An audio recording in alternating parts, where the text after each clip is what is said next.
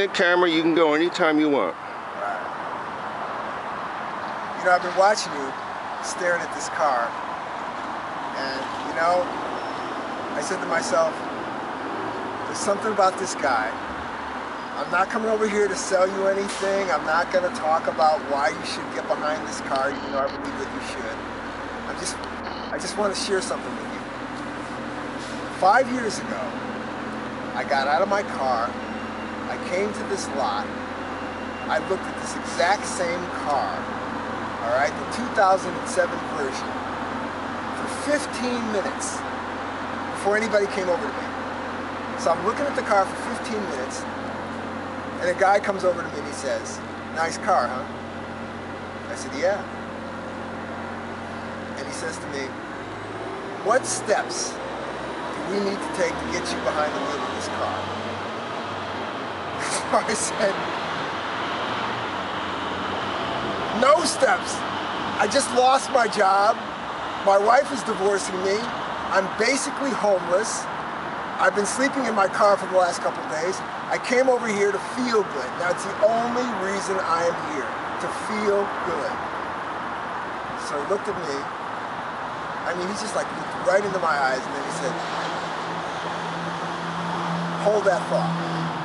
I'm going to come back here in 10 minutes, and then we'll talk." So I said, "Okay." He goes away. I'm looking at the car. 10 minutes go by, he comes in again.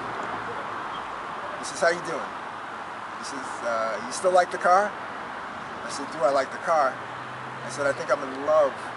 He said, "Every time I look at it, I fall a little bit more in love." And he goes, "Great, great." And then he says, I'm going to mention what I just said before. What steps do we need to take to get you behind the wheel of this car?" I said, "Oh, come on." I said, "Are you not listening to a word I said to you before? I don't have anything. I've got zero in my bank account. There's nothing that I can do to get behind this car." So he said, "Okay. Keep looking at the car. I'll be back in 5 minutes." Fine.